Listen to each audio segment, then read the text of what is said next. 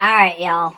So, one of the things you guys might not know about me is that, I run a lot. I've never been a huge fan of running.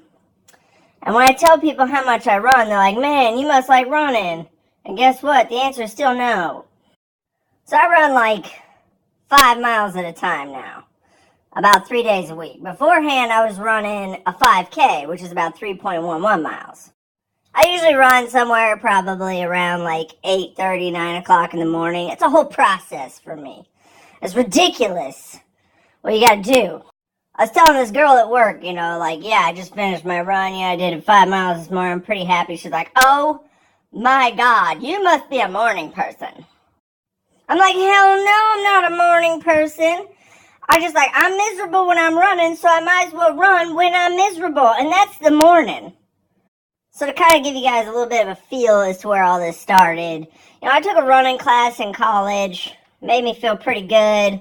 Off and on, I've been like, signed up for a few 5Ks, did the Grinnell Games, the big sports competition in my town that's like once a year. Yeah, like off and on, walk and run. But I'll tell you, when I did that first 5K, that was awesome. Because you run in town, whole bunch of people clapping and cheering for you, and you're like, I'm a rock star!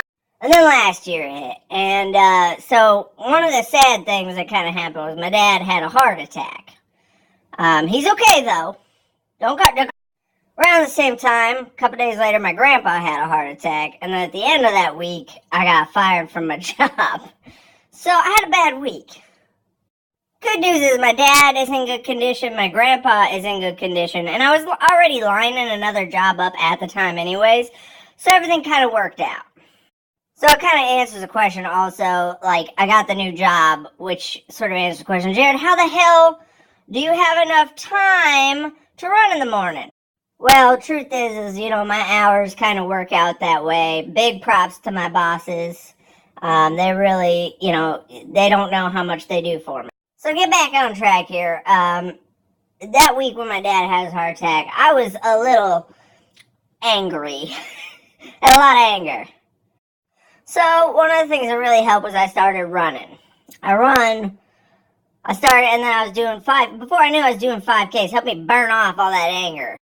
At first I'd run like a mile, and then I would stop, stretch out for like 5 minutes, then I'd run another mile, stop, stretch out for 5 minutes, so on and so forth. The really sucky thing is like towards the end, like towards fall-ish, when I was getting my shit together, I blew out my calf. You see, here's the thing, guys. You can't just do this shit without a full commitment. I was like, I'm running. I'm doing all that I need to do. I'm running. No. So, I wasn't hydrating myself properly. One of the things you need to do is you need to drink a lot of water every day, especially if you're going to be running. You need to hydrate yourself or you're going to blow yourself out. I was also not stretching properly enough. So that really kind of messed me up a little bit. My wife's a personal trainer, so she kind of showed me what I need to do. So let me walk you through a little bit of my process a little bit in the morning, because I told you it's quite a step-by-step process all morning to do. I run around like 8:30, 9 o'clock, but I still get up at like 7, drink some water, and I eat a bowl of oatmeal. Now that doesn't take an hour, hour and a half, 2 hours, but what I do that whole time is I digest. So let me tell you something, guys. Ain't nobody want to have to take a poop or need to pee in the middle of their run. It's awful. So you gotta work that stuff out of your system early. Also, you need to stretch and whatnot. And then I get home, take a shower, eat something protein-filled, drink some water, and get going.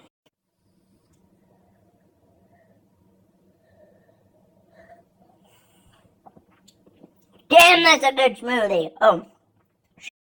So yeah, that's one of the things. The other thing about getting into the mindset, you gotta understand is you just gotta start. We as human beings are excellent at failing and then learning from those failures. So the best thing to do is just try to exercise.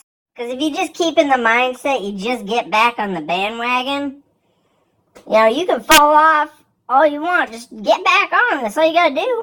I fell off pretty hard last year when I blew out my calf, and now here I am ready to go for the winter again because I got back on the wagon.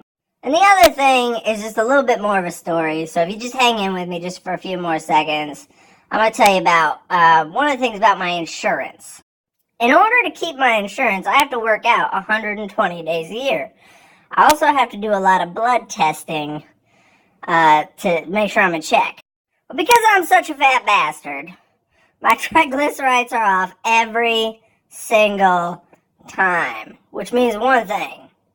I have to call a health coach once every year. And all I gotta do is talk to him for about an hour. Now, normally the conversation is like, well, what's your problem? I'm like, I eat terrible food. Okay, well, what are you gonna do about that? Gonna not eat terrible food? Probably. Maybe. Well, of course, that's a lie.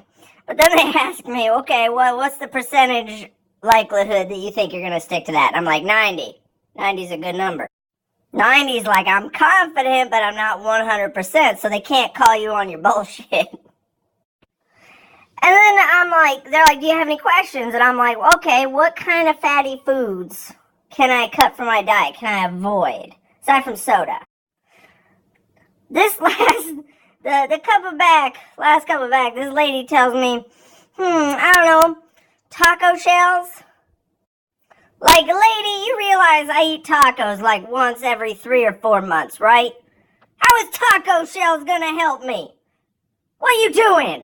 So this last one, though, she's actually in the town that I live in, I had to talk to, and she pulled some therapist shit on me, man. Gave me the normal runaround, you know, what's your problem? What do you think you can do to fix it? But what she did was, she tricked me into realizing and admitting myself this idea that when I work out, it makes me want to eat and drink better to continue the cycle of working out.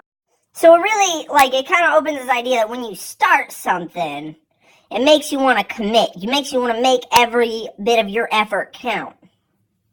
So it helps me illuminate this concept that after I've run, I feel like an asshole every time I take a gulp of soda. Or anytime I eat like a Casey's pizza or shit like that. This bitch mind-fucked me. Oh my god. So now I'm on this process of like, okay, how many calories am I consuming here? How many calories am I consuming there? What can I cut back on? Like, I myself drink roughly like 2 gallons of milk a week. That's like 500 calories a day. So I've cut that in half. I'm just drinking a gallon. I also started like strategically using my granola bars during the day. Like I'll take them to work with me. So when I really want a hamburger, I'll just eat this damn granola bar. So yeah, that's kind of a long look into the process of where I'm at today and the work I'm trying to do to make myself healthier.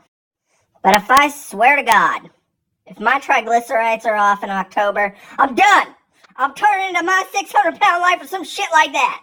But God bless. I hope you guys are doing good. If you want to see more videos like this, you know, like, share this thing, like my JD and Facebook page. Have a good day, y'all. I'll see you around.